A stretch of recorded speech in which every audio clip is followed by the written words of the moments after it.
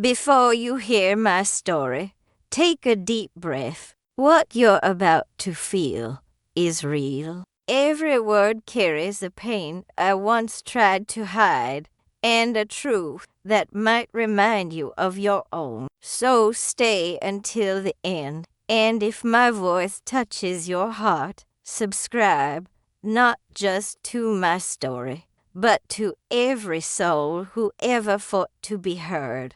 I still remember the night I broke down completely. The rain outside sounded like whispers on the glass, and I sat alone in the living room of my mother's house, the same house where every lie had been built, brick by brick, for years. My hands were shaking as I held an old photograph, one that had been hidden inside a Bible for decades. In it, my parents were smiling, but there was something wrong with the way my mother's eyes looked at my father. A kind of fear I had spent my entire life defending that night. Them. Something inside me shattered. They told me about loyalty, sacrifice, and family honor. But as thunder cracked over the roof, I realized none of it had ever been real. My voice trembled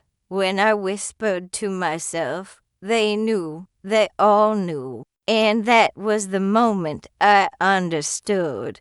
My pain had been planned. For years, I was the obedient daughter. I worked double shifts at a diner just outside Nashville, saving every cent to help my parents pay off a debt they said came from my father's failed business in the 80s. It was always for the family. I gave up college, love, and time. They convinced me that my worth depended on sacrifice, that if I just gave enough, maybe one day they'd finally see me as something more than the girl who ruined everything. I laughed when I was born. My mother used it was just a joke. But I knew deep down we never saw it wasn't. Every decision I made was to earn back a love that was never truly mine. When I turned 35, I thought things were finally changing. My father got sick, heart complication, the doctor said, and suddenly I was the one everyone called. My brothers vanished. My mother acted fragile. I sold my car to cover hospital bills. The nurse slept on the floor beside his bed and prayed every night that God would just let me understand why I still felt guilty for existing. My father would wake up sometimes in the middle of the night, calling me by another name, Marianne. The first time, I thought it was just the medication. But then I heard my mother whisper, please, don't say her name. But secrets that name don't haunted me. Who they was Marianne? I tried to forget it. While cleaning the attic, I found a small box tied with a faded blue ribbon. Inside were letters dated from 1986 to 1990, all signed by someone named Marianne. Each one began with the same line, our daughter deserves to know the truth. My heart stopped. The letters were addressed to my father, but my hands by my real so mother, violently I froze that I dropped unable the entire to breathe. Box. As the words bled into my skin, hidden above my head for decades. That meant me. My whole life had been a cover-up, a performance built on silence. I confronted my mother, the woman who raised me, but was never truly mine. Her eyes didn't flinch. We did what we had to, she said coldly. She wasn't stable. You would have ended up like her. I wanted to scream, to break every fragile piece of that house, but all I could do was whisper. You stole my life. She turned away, lighting a cigarette. The same brand she'd smoked since I was a child, and replied, We saved you. That night, I left. I packed a single bag, took the photo, and walked out into the rain. For the first time, I didn't look back. But the world outside didn't know what to do with me. Everything I believed about love and loyalty had turned to dust. I rented a cheap apartment downtown, started working at a bookstore, and tried to rebuild myself from the ashes of someone else's truth. There were nights I couldn't sleep, haunted by the name Marianne. I imagined her face, her voice, her arms holding me before they took me away. I wondered if she ever thought one morning I received a letter to find no return address, just a single sentence inside. You look just like her. That was when I knew I couldn't run from the past anymore. Someone else knew the truth, and if I didn't uncover it, I'd keep living inside the same shadow my family built for me. I had to find out who Marianne was, what really happened in 1986, and why my entire life stayed on my nightstand for days, like a ticking bomb I couldn't bring myself to touch. I must have read that single sentence 100 times, tracing the shaky handwriting, until the paper started to tear. You look just like her. Those words sank into me deeper than any lie I had ever been told. They meant someone out there still remembered Marianne, someone who might know the truth about what my family did. Staring at the ceiling, imagining what she looked like, the sound of her voice, the smell of her perfume. Every time I closed my eyes, I saw fragments of a woman I couldn't remember, but felt connected to in every nerve of my body. The truth wasn't just haunting me, it was calling me. And I knew that if I didn't answer, I would spend the rest of my life imprisoned by their version of my story. So I began to dig off work, claiming I needed to take care of personal matters, and started visiting public records offices. The first few days were endless corridors, stacks of yellowing papers, and clerks who looked at me with boredom when I asked about birth records from 1986. Then, in a dusty archive room, I found it my birth certificate. My hands trembled as I saw the name printed. It was in Thomas Gray. Mother, I felt dizzy. Marianne Clark. My knees weakening. Father, as if Richard Miller had but pulled my me father's down. Name wasn't Miller, who I thought I was. My entire identity, my name, my bloodline, my story had been rewritten, and my real mother was out there somewhere, waiting in the pages of a lie too dark to stay buried. That night, I confronted my mother again, or the woman who raised me. I slammed the paper on the table. She just stared at Richard the document I demanded. It was an old ghost returning to finish its work. You shouldn't have gone looking, she said quietly. Some things are better left alone. I could feel my pulse pounding in my ears. You lied to me about everything. You made me hate someone who gave me life. Her lips trembled for the first time.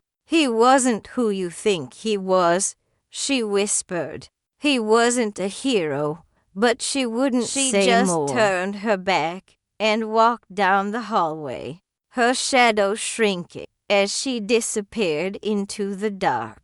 I barely slept. The next morning, I drove 3 hours to a small town outside Knoxville, where public records showed that Mary Ann Clark had once lived. The house was gone, replaced by a gas station, but the clerk there remembered her name. She used to come here every morning for coffee, he said. We heard she was taken away, drove an old blue Chevy. The words then one day, me. She stopped coming. I asked. He scratched his head. Some man said he was her husband, but she didn't seem too happy to see him. That man had to be my father, Thomas Gray. He must have found her, taken me from her, and erased her from our lives completely. The pieces started fitting together, each one more horrifying than the last. My father had remembered the way he used to grip my wrist when I disobeyed his family. Not hard enough and to apparently, but just enough to remind me of his power. The way my mother flinched at every sound of his voice. He'd always been the kind of man who couldn't stand losing control. So when Mary Ann tried to take me away from him, he didn't just stop her, he erased her existence. I sat in my car for hours that night, watching the rain drip down the windshield, realizing that my life had been nothing but the echo of his manipulation. But fate has a way of forcing the truth into the light. A week later, I received a phone call from a woman who introduced herself as Ellen Mary Ann's sister. Her voice was soft but steady, the kind of tone that carried years of pain wrapped in grace. How did you find me? This call she sighed. 30 years. Your mother, Mary Ann, asked me to keep a photo of you safe. She said, if a woman with your eyes ever called, I'd know it was time. My throat tightened. Is she alive?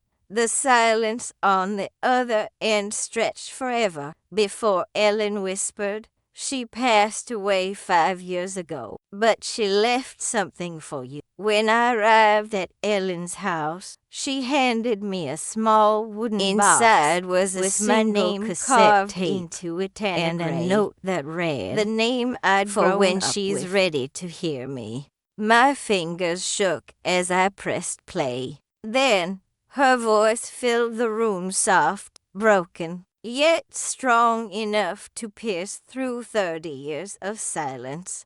If you're hearing this, it means you found me. I loved you every day, even when they told me I couldn't. I tried to fight for you, but he made sure no one would believe me. I was all I ever wanted was for you to know the truth. You were never the storm. You were my light. Her words shattered everything I'd believed about myself. Every guilt, every shame was a lie planted by someone who feared the power of love that didn't belong to him. I fell to my knees, clutching that tape like it was the last piece of her heartbeat left in this world. That was the night I stopped crying for what I'd lost. The morning after I heard her voice fighting for the first time I was meant to be. The world looked different. The sunlight coming through the blinds didn't feel warm. It felt exposing, like it was demanding me to stop hiding. I sat on the floor of Ellen's living room, the cassette still spinning in the player. The faint static humming like a pulse of the past that refused to die. My aunt handed me a cup of coffee and whispered, my chest tightened. Looking for you. I asked. Ellen when nodded. The court your father had power, connections. He claimed she was mentally unstable. paid doctors to say she wasn't fit to raise you. He made everyone believe he was saving you. I felt nausea crawl up my throat. Every sacrifice I made for that man, every night I begged God to make him proud, was built on the destruction of an innocent woman. I whispered, and Ellen just looked at me, everything from eyes her, filled with something from me between pity and admiration. Then take it back. Those words became my fuel. I drove back home with Marianne's tape in my passenger seat, her voice echoing through my head like a vow. I didn't know where to start, but I knew silence wasn't an option anymore. For the first time in my life, I wasn't afraid of the truth. I was starving for it. I began gathering everything I could: letters, photographs, old medical documents from the hospital where my father worked in the late 80s. Every clue felt like a piece of a puzzle he thought I'd never be brave enough to finish. But the deeper I dug, the darker it got. I discovered payments under my father's name to a psychiatric institution in Kentucky, dated months after I was born. Marianne had been there. My father had against her will, then paid the facility to keep her isolated. I stared at the receipts, shaking, realizing the horrifying weight of what he had done. He didn't just take me. He buried her alive inside a system that believed men like him. The rage inside me was unlike anything I had ever felt. I went to my mother, his wife, again. When she opened the door, I didn't recognize her. I said her face quietly, looked hollow. She didn't deny as if the lies he said it was the only way eating her. She whispered. Inside. I slammed my fist on the table. He destroyed her life. He destroyed mine. My mother's eyes filled with tears. She didn't even try to wipe away. You think I had a choice? She cried. He told me if I didn't play along, I'd lose you both. Her voice broke on the word lose. For the first time, I saw but her not didn't as erase the years of silence, but as another prisoner of his control. The nights she watched me cry and said nothing. You could have told me, I said, my voice trembling. You could have told me the truth. She lowered her head. He would have killed me. I left that house without another word.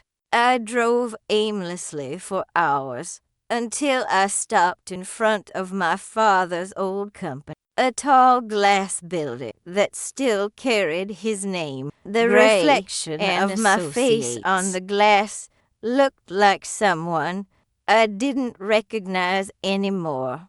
I walked inside, ignoring the receptionist's protests, and went straight to the lobby where his portrait still hung, a younger version of him, smiling like a man who'd won. I stared at that picture and whispered, "You don't get to win anymore." That moment was when I decided to go public. The next week, I contacted a journalist from a local investigative paper, a woman named Lydia, who had once written about corruption in family courts. I told her everything, every lie, every receipt, every letter. She listened in silence, her pen scratching furiously. When I finished, she leaned forward. "If what you're saying is true," she said, "this isn't just your story. It's a story about power. Then let's tell it." And how the came out 3 weeks to generations under the headline. I nodded. The shadow my throat tight. The hidden daughter of Thomas Gray. It exploded. My father's name once synonymous with prestige, was dragged through the mud. Old colleagues came forward. Former nurses from the psychiatric facility confirmed his visits, the forged document, the bribes. My phone rang for days. Journalists, lawyers, but the attention came who wanted to tell me their my own brothers called me of men like him. My mother begged me to stop. I received letters threatening me to stay silent, to let the dead rest.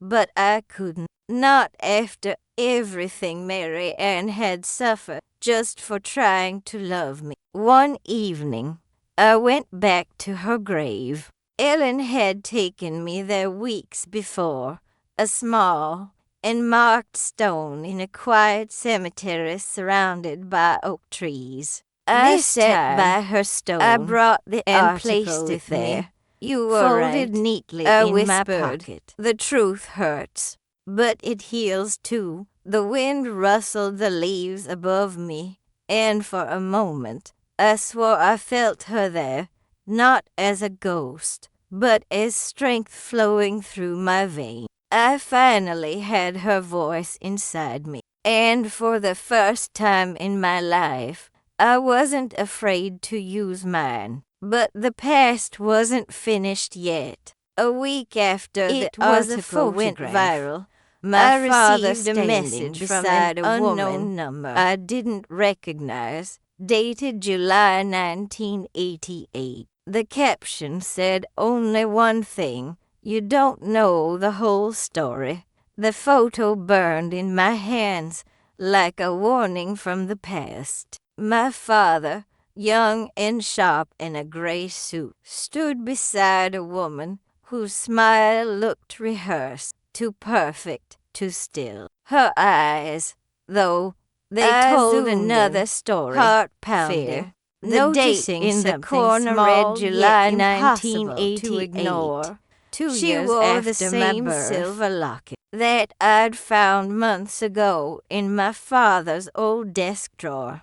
Inside that locket was a picture of me as a baby. My breath caught. Who was she? Another victim of his control?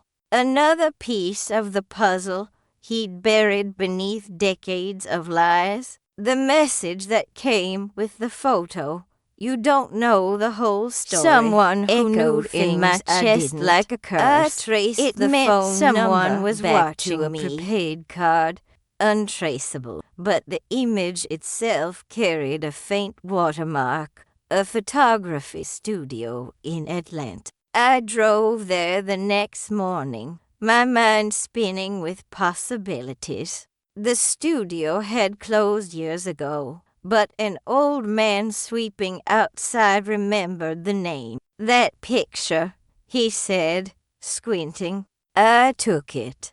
Corporate shoot. My father had said started it was for some charity campaign after Mary Ann Gray Foundation, one supposedly built to support women in crisis. The irony was venomous. "Do you remember the woman?" I asked. He nodded slowly. Quiet one. Barely spoke. He kept her close. Too close. He paused, his expression darkening. "She came back here alone once, years later. Asked for the negatives. I told her I didn't have them anymore. Laid all the pieces of my father's empire desperate on the table. Then she disappeared too. Letters, that photos. Night, his fake charity, and something clicked.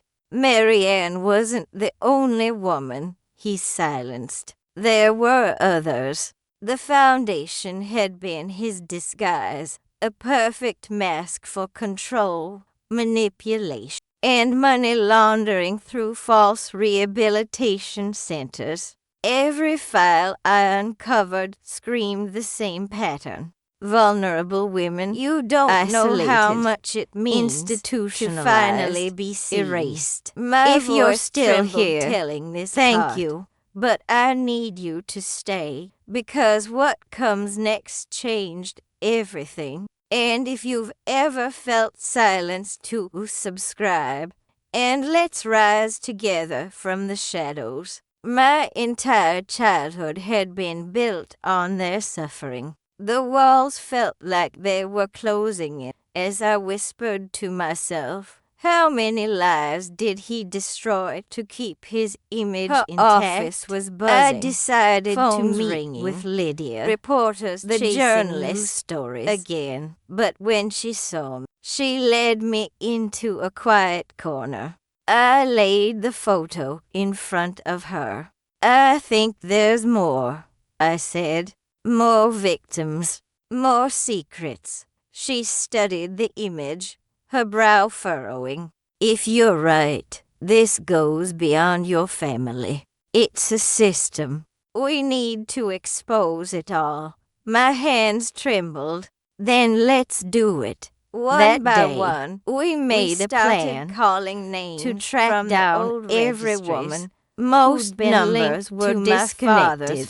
Some addresses led to empty lots. But then one answered. Her name was Diana Cole. Her voice was hoarse, cautious. Why are you calling about the Gray Foundation? She asked. I hesitated. Because I think my father hurt you. I think he hurt a lot of people. There was silence on the line. Before she whispered, she agreed he didn't to just meet me in person. He owned us. A small diner. That sentence carved itself into my skin. The kind of place where the air smelled of old coffee and hopeless dreams. When I walked in, she was already there, fidgeting with her cup. Her hands trembled. You look like her, she said before I even sat down. Like Marianne.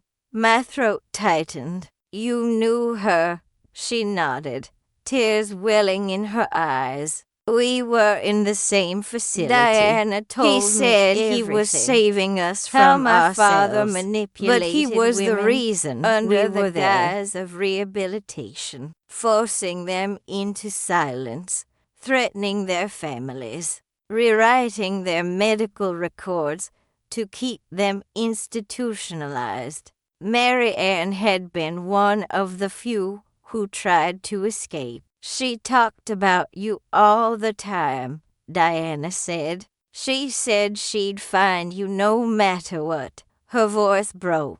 The night she disappeared, she said she was meeting someone. Every muscle in my body tensed. Someone do you know who? Diana shook her head. But she said his name started with R. The air in the diner thickened, the world blurring around us. My mind raced. Richard Miller. The name from my birth certificate. Could he have been the one trying to save Marianne? Had my father destroyed him too? I whispered. She trusted him. Diana nodded. She did. And that's probably why she never came back. That the last missing crawled down this nightmare wasn't about who my father hurt. It was about who tried to stop him. As I drove home that night, rain splattering against the windshield, I felt Marianne's words echoing in my mind. You were never the storm. You were my light. Maybe she had left more than just her voice behind. Maybe she left a trail. One last thread for me to follow. I pulled over, hidden beneath the cassette Ellen had was given a folded me, piece and of paper, searched through the hospital document stamped confidential. At the top, in faint ink, was a familiar name, Richard Miller, deceased 1988. But scribbled beside it, in my mother's handwriting, were 3 words that froze my blood. He never died. The paper trembled between my fingers as if it carried a heartbeat of its own. He never died. Came in shallow words that shattered the fragile balance of Richard Miller I thought the I man my finally birth understood. certificate named as my father still be alive after all these years of being erased, buried under the lies my family built. I sat in my car, the rain pounding on the roof like 1,000 fists, staring at the paper until the ink blurred. My mother's handwriting was unmistakable, sharp, deliberate. But why hadn't and she trembling told me at the when edges? I confronted She her? had written Why those hide words one more knowing truth someone when someday everything else had would find already them? fallen apart? Unless she was afraid of him. That night, I drove straight to her house, not caring that it was nearly midnight. When she opened the door, her face went pale, like she'd been expecting me, or maybe like she'd been expecting him. I threw the paper on the table. "What is this?" I You demanded. lied to me Her again. eyes filled I with tears shouted. instantly. You told me You he was shouldn't dead. have found that. She shook her head slowly. We had to make it look that way. For you. My heart stopped. For me. Her voice cracked, the words spilling out like a confession she'd been choking on for decades. He tried to take you, Anna. He and Mary Ann both. They wanted to disappear with you, leave Thomas behind. But Thomas found out. He made it look like Paid Richard off died Dot in an sent accident. away. My A fire stomach at twisted. the mill. Sent But away he didn't where? die. He was hidden. Somewhere no one would look for him. A church-run facility up north. He was forced to disappear. Her words echoed in my mind long after I left. A man erased. A life stolen. My father, not the monster who raised me, but the one who tried to save me, was somewhere out there, possibly alive. Most Spent places days had calling no old record hospitals, of a Richard Miller. retirement But homes, one small church hospice records, in Maine confirmed a anything man that could by lead that me name north. Had been admitted under a false identity 15 years ago. My heart pounded. It wasn't proof, but it was enough. I packed a bag, took the cassette, the photo, and the letter, and drove 15 hours through the endless stretch of interstate, the headlights carving tunnels through the dark. Every mile brought me closer to the truth, and closer to the ghost of a man I never knew, but whose blood ran through my veins. When I arrived, the facility was quiet, surrounded by trees heavy with fog. The nurse at the front desk looked up as I entered. "Can I help you?" she asked softly. My voice barely came out. "I'm looking for Richard Miller," she frowned. "I'm sorry. Our resident's information is confidential." I reached into my bag and pulled out the birth certificate, placing it on the counter with trembling hands. "Please, he's my father." She studied it, her eyes softening. "Wait here."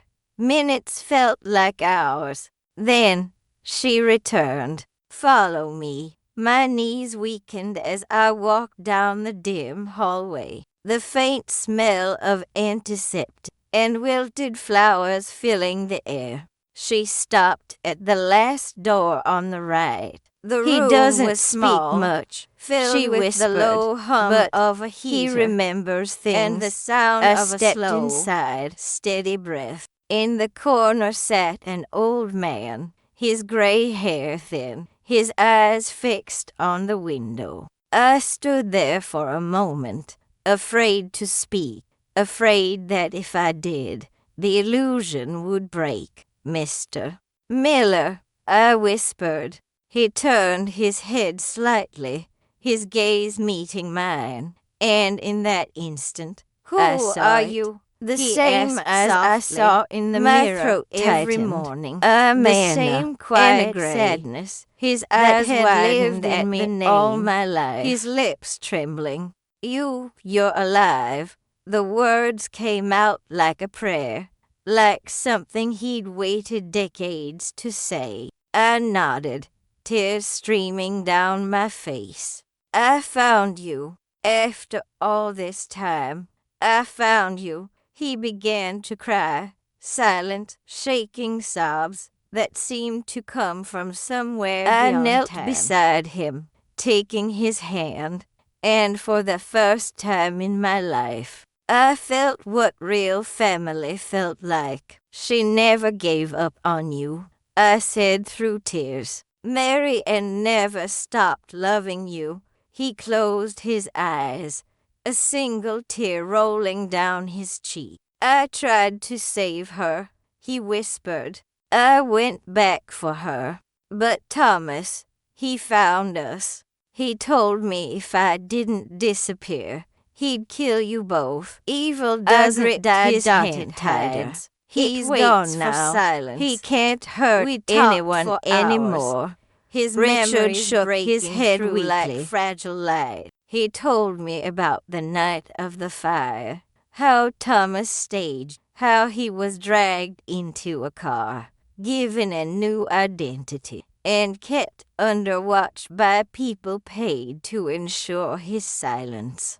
He lived in fear for years, believing if he spoke my name, someone would come for him. You were And the now, only thing there that I was, kept me alive. proof that He truth said, survives I even prayed in that the one darkest day you'd corners. find me. When I left that hospice, dawn was breaking. The air felt cleaner, lighter. For the first time, the ghosts of my past didn't follow me. They stood behind me, watching me walk free. I looked back one last time and whispered, you don't have to hide anymore.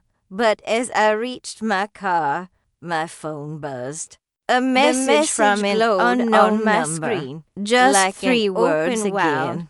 He found you. 3 words that made my blood turn cold. I stared at them for what felt like minutes, my mind refusing to accept what they meant.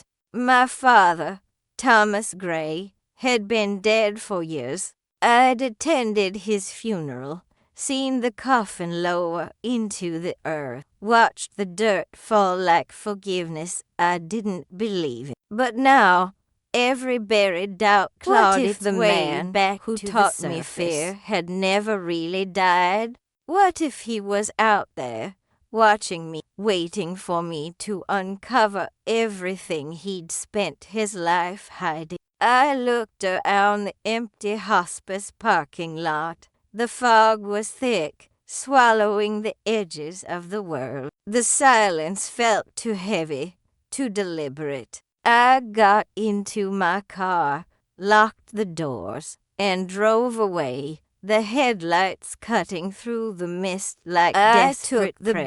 back roads, But the feeling twisting didn't through fade. small towns Someone was and following shadowed me. fields. My hands gripping the steering wheel so tightly my knuckles went white. Every turn of the headlights behind me sent a spike of adrenaline through my veins. I kept telling myself I was being paranoid, that the ghosts of my past were playing tricks. But then I saw it. A black sedan, far enough to seem harmless, close enough to never disappear. Finally, it followed me for nearly 30 miles. I swerved in sharply and cut the engine. The sedan slowed, then passed. My heart pounded so violently it hurt. I stayed there for 10 minutes, breathing, shaking, watching the taillights fade into the dark. But even when it was gone, I knew the truth. He found you wasn't a threat. It was a warning. Someone knew my father wasn't dead. The door wasn't And they locked wanted the me way to I'd run left it. before A it was faint too smell late. of my When I mother's got old back perfume to my apartment, lingered in everything the air. felt wrong. The same one she used to wear when she wanted to hide her nerves. I called out her name, my voice trembling, but there was no answer. The living room light flickered, and on the table lay a single envelope with my name on it. No stamp, no handwriting I recognized. Inside, a newspaper clipping. My article from months ago, the one that exposed my father's crimes, and across it, scrawled in red ink, "Truth has consequences." My stomach twisted. It wasn't over. The empire he built in deceit had roots deeper than I imagined. I wasn't just fighting a man anymore. I was fighting a legacy. I drove straight to Lydia's office at dawn. She looked half awake when I showed her the Papers message scattered and the everywhere. envelope. Coffee cups She stacked didn't look like surprised, just grim. "I've been getting threats too," she admitted. "Anonymous emails, blocked calls. I think whoever was protecting your father is still out there." My mind flashed back to what Richard had said at the hospice. Evil doesn't die. It hides. I realized he hadn't been talking about Thomas alone. There were others, people Men who had made manipulate out of silence controlling stories, and erase women, and truth itself. We need to go deeper, I told her. We need to find out who's still covering for him. Lydia nodded. But we'll have to be careful. These people don't just protect reputation. They erase lives. Over the next week, we followed the money. Donations from the Gray Foundation were still moving through offshore accounts, redirected The to signatures organizations authorizing that those didn't transfers exist. belonged to a board member, Charles Davenport, my father's old business partner. I remembered him from childhood. The man with the fake smile who used to pat my head and call me the little miracle. He had attended the funeral too. If he was still handling the money, then maybe Thomas wasn't gone at all. Maybe Davenport had been the one keeping him hidden.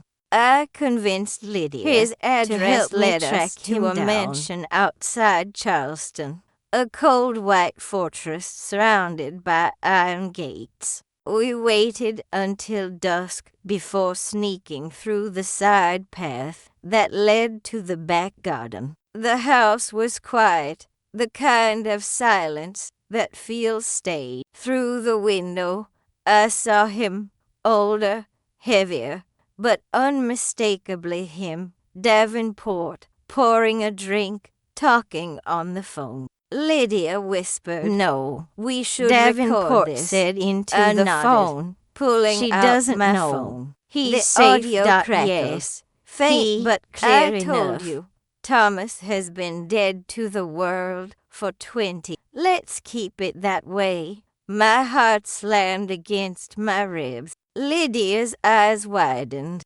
Thomas has been dead to the world, not dead. I pressed the phone closer to the window. She's digging, Davenport continued.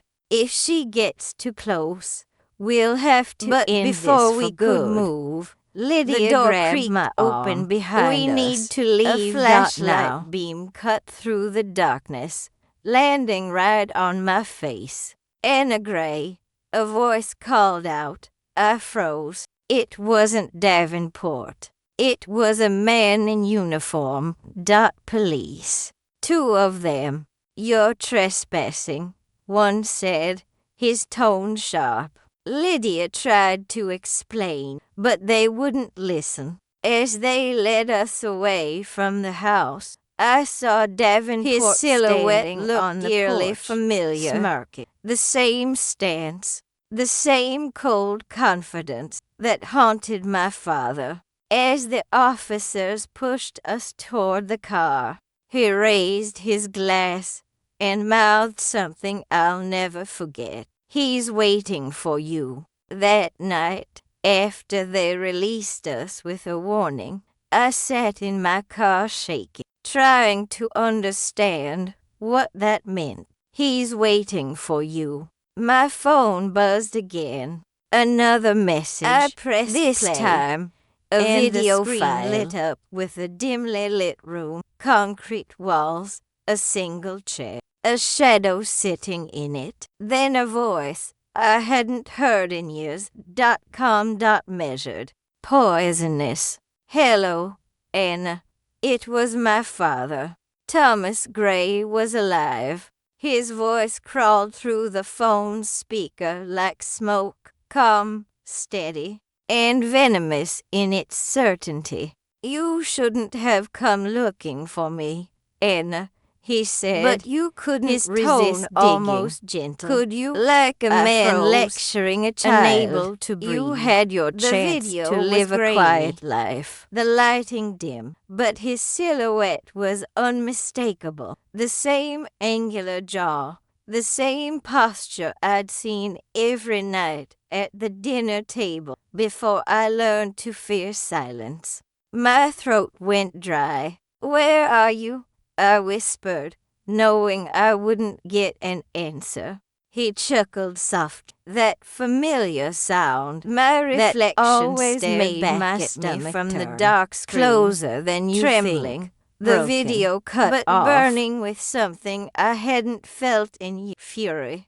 He had taken my childhood, my mother's sanity, and the truth from everyone who ever trusted him.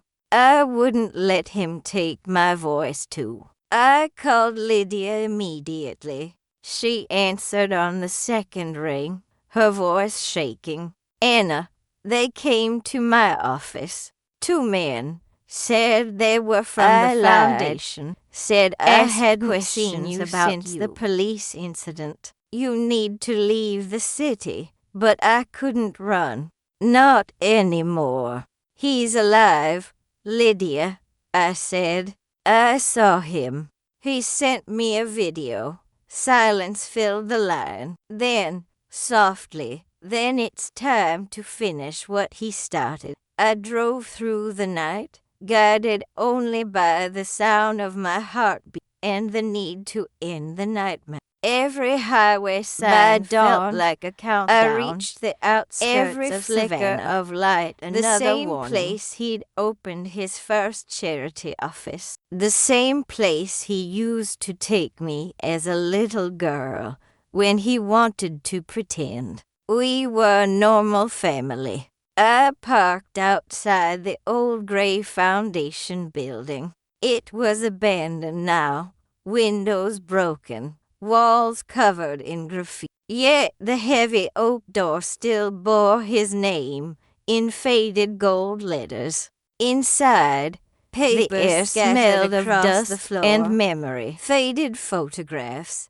old ledgers, fragments of a legacy built on lies. I walked deeper, flashlight trembling in my hand. Then I heard it. Footsteps, slow, deliberate, coming from the back hall. I turned and saw him. Time hadn't softened him. It had sharpened him. His hair was gray now, his eyes colder, but the same power lingered in his presence. You shouldn't have come here to accuse, he said, but my voice faltered. Into the light. You faked your death. Doesn't you need let witnesses. Everyone believe you were gone. Why, he tilted his head, almost amused. Because death is the only thing people forgive, and I needed forgiveness to finish my work. My stomach twisted. Work? You ruined lives. He smiled faintly. No, my dear, I created them. You think truth is freedom? It's I chaos. felt the weight of his his pressing down on me. You just never understood the manipulation. The endless control disguised as love. You destroyed Mom, I said. His eyes flickered, just for a second. She was weak, he replied. You were supposed to be stronger. Rage flared in me, years of silence exploding at once. I am stronger, strong enough to tell the truth. His smile vanished. Then you'll end like her. I held my ground. He took a step closer, meeting his gaze, but I didn't move. For the first time, you don't get to decide my ending, I said quietly. Not anymore. He stopped, studying me like I was a stranger. Then he whispered, You sound just like her. Something broke in his voice, the first crack in his armor. Before I could respond, footsteps echoed again, heavier this time. Lydia appeared behind him, holding her phone up. The world's going to hear recording everything. He turned slowly. It's over. Mr. Gray, you think she said firmly, cares about truth. But before he could finish, sirens wailed in the distance. The police. Lydia had already called them. His mask slipped. Panic, real and raw, flashed across his face. You don't understand, he hissed. If I go down, others go too. I stared at him, finally seeing not a monster. He tried to run, a coward afraid but the sound of control. And then let them burn with you. Red and blue lights cut through the broken windows like judgment itself. Officers stormed, shouting commands. For the first time in my life, I didn't hide.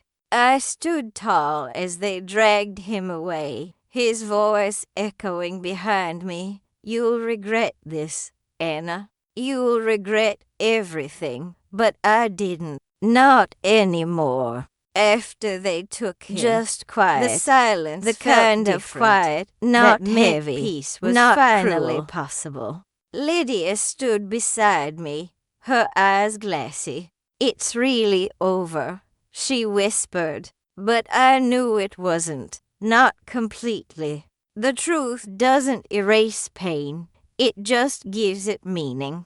In the weeks that followed, I wrote again, not for headlines or revenge, but for healing. I told the story the way it happened, every scar, every manipulation. I cared that people every lie that shaped me. And when the I walked past viral, the old hospice, but this last time, I didn't care. I saw about the same nurse who'd first told me my father was dead. She smiled softly. You look lighter, she said. I nodded. Because I finally told the truth. That night, I visited my mother's grave. The wind was soft, the air cold but kind.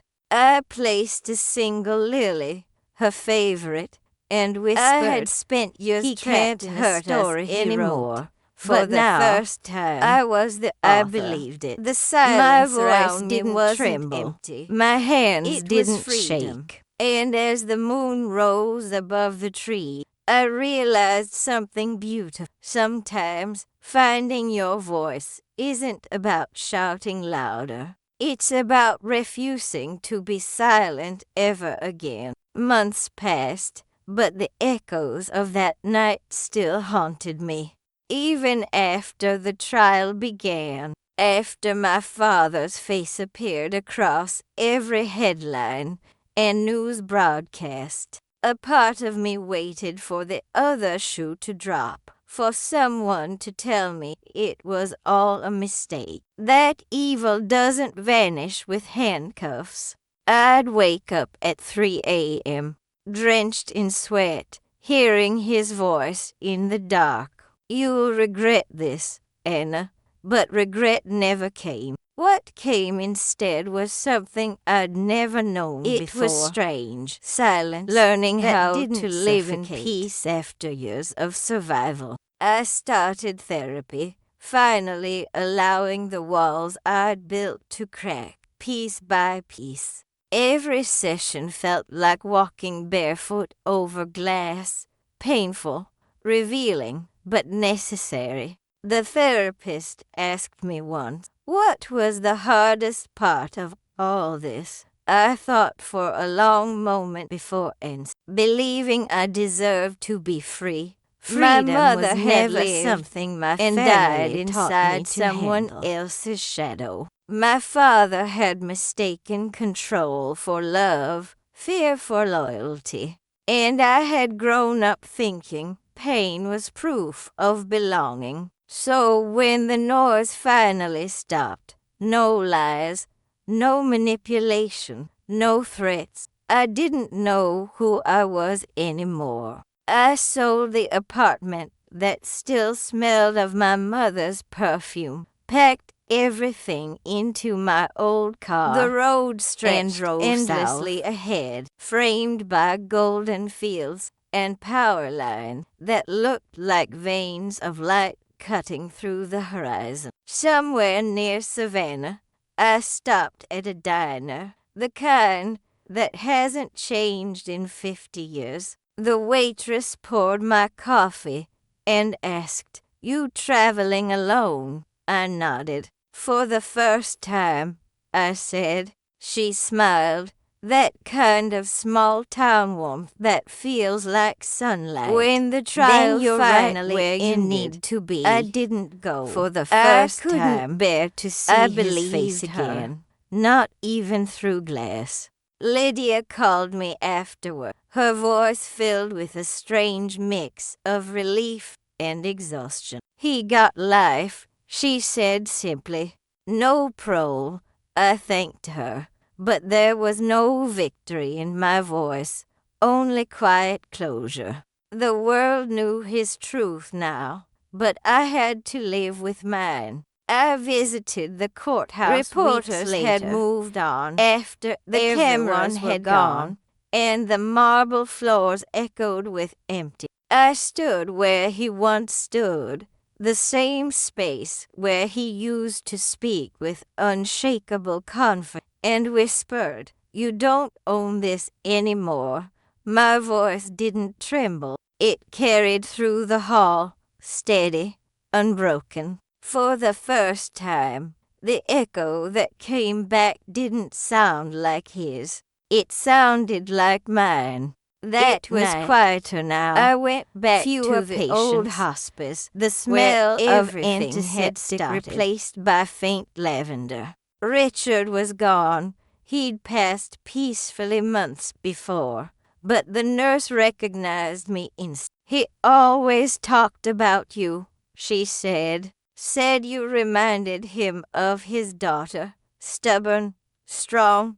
I smiled, tears welling up. "He was right about one of those," I said softly. I sat by the window where I'd first opened the cursed letter once sat here and watched the sunset burn gold across believing the glass. Her father's sins defined her. But that girl was gone now. I had buried her along with the shame he'd forced me to carry. All that was left was the woman who survived. Weeks later, I published a book, not about him, but about survival. It wasn't sensational or full of revenge. It was quiet, raw, honest. I titled it Finding My Voice. I didn't expect it to matter. The dedication, but the messages started coming for the ones people from around the never heard. Daughters, sons,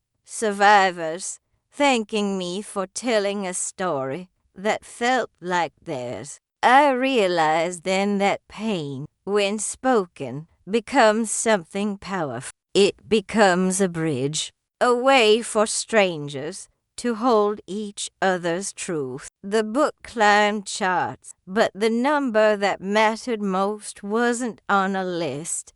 It was the I countless kept letters one of those that letters began with framed the same above my words. desk. A I woman thought I from was Lisbon alone. had written, "Your story gave me courage to tell mine." Every time I looked at it, I felt something shift inside me, a quiet gratitude that the darkness hadn't won. My father tried to build a world where silence was survival, but I learned that silence is just another prison, and truth is the key. Now, every time I stand before a crowd to speak, I begin with the same line that once terrified me. My name is Anna Gray, and I come from a family built on lies, and every time I say it, the room grows still, not out of pity, but recognition, because somewhere in that silence, they hear their own ghosts too. One night after a lecture, a young girl waited by the door. She looked no older than 16. About that for a long shaking moment as she before held my answering. book to her "No," chest. I said Did gently. it ever stop "But it hurting?" stopped," She she controlling asked. you. She nodded, tears in her eyes, and walked away a little taller. Watching her go, I realized something I'd never understood before. Healing isn't the absence of pain. It's learning to live beyond it. I turned off the lights, stepped outside, and looked up at the night sky. For the first time, proof The that stars even didn't feel after cold. everything, they felt like I was still witnesses. here, still speaking, still free. The following winter, I returned to the place I once swore I'd never see again, the Gray family estate. It stood on the edge of a frozen lake in North Carolina, the same house that had shaped every corner of my childhood. The walls still whispered, the windows still washed, but it wasn't the same as before. The Or house maybe had been left I abandoned wasn't. after my father's arrest, swallowed by ivy and silence. I parked the car at the gate and walked the long gravel path alone, my boots crunching against frost. The air was sharp, the sky gray, and yet there was something peaceful in the emptiness. I had come not to reclaim the past, but to bury it. Inside, dust lay thick over the furniture.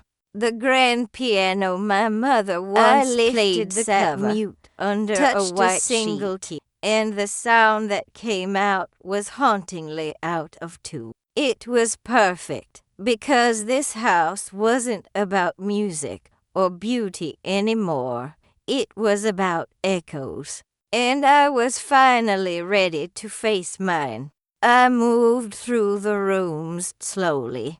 The library, where my father used to read his version of scripture, twisting words into weapons. The kitchen, where my mother used to hum to drown her fear. My bedroom, still carrying the faint scent of lilac from a bottle of perfume I'd hidden as a child. In that room, everything felt smaller, like time had shrunk it along with my memories. I sat on the edge of the bed. Inside and were photographs, in an old box, letters I'd found buried receipts beneath from the loose foundation, floorboards, and a journal. My mother's handwriting. My breath caught. The first page was dated May 12, 1998. Her words trembled on the page, but the truth they carried was steady. If you're reading this, Anna, I hope you're free. I stayed because I believed I could protect you. Maybe I did. Maybe I failed. But you must never mistake silence pressed the for pages to my Speak, chest and cried, even when your voice not shakes. the broken, desperate kind of crying I used to do, but something softer, like release. She had known. She had seen what I couldn't. That night, I lit a small fire in the old stone hearth. One by one, I fed the papers to the flame, the lies, the documents, the traces of control. I kept only the journal. As the fire crackled, the last paper I imagined her voice. I stepped outside. The lake reflected the moonlight like glass, and for the first time, the water didn't look cold or cruel. It looked endless. I whispered to the night, "It ends here, Mom." For both of us, the wind carried the words across the frozen water, scattering them into the dark. That was my closure, not revenge, not justice, but peace. In the months that followed, only I turned my mother's journal into something and start saying a documentary. It wasn't about the crimes or the scandal. It was about her, about every woman who stayed silent to protect someone who didn't deserve protection. I called it The Weight of Quiet. Lydia helped me produce it. We filmed survivors, daughters, wives, sons, people who had lived in houses that looked perfect. The first from the screening outside took place in a small theater in Atlanta. I remember sitting in the back row, heart pounding, as the lights dimmed. When the final frame faded, my mother's handwriting on the screen, the audience stayed silent for a full minute. Then the applause began. Not polite, not performative, real, raw. I cried quietly in the dark, and for the first time, my tears didn't taste like grief. They tasted like victory. A man approached me, gray-haired, frail, holding a folded piece of paper. "Your story," he said, voice trembling. It made me call my daughter for the first time in 15 years. I didn't know what to say. I just hugged him, and in that moment, I understood something powerful. The truth isn't just a weapon. It's a bridge. It connects us in our most fragile places, where shame used but to truth live. Rebuilds. That's the it part stitches my father could never understand. Into something louder than truth fear. Destroyed. I left the theater that night under a soft drizzle, the streets glimmering with reflection. Lydia walked beside me, quiet for a long time before saying, "You did it, Anna. You broke the cycle." I looked up at the city lights, shimmering like small promises, and smiled. "No," I said softly. "We did." The rain washed the last remnants of ash from my hair. I knew this wasn't the end of my story. It was the beginning of the one I was finally writing for myself. And as the thunder rolled faintly across the horizon, I whispered into the night, "I'm not afraid anymore." The wind didn't answer. It just carried my words away, like they belonged to something bigger than me. Standing on the balcony of a small cabin I had rented by the sea, the waves crashed relentlessly against the rocks below, streaking the sky and for the first time in decades, I felt the weight of silence transform into something alive, not oppressive, not suffocating, but liberating. Every scar, every betrayal, every moment I had spent hiding in fear had led me here. I pressed my hand to my chest and felt the steady thrum of my own heartbeat. Proof that I had survived. Proof the that ocean my voice didn't judge me. Once stolen, it didn't care about my past. Than ever. It just kept moving forward, relentless, powerful, like the truth I now carried within. I realized then that my legacy wouldn't be revenge or anger or the memories of what he did to us.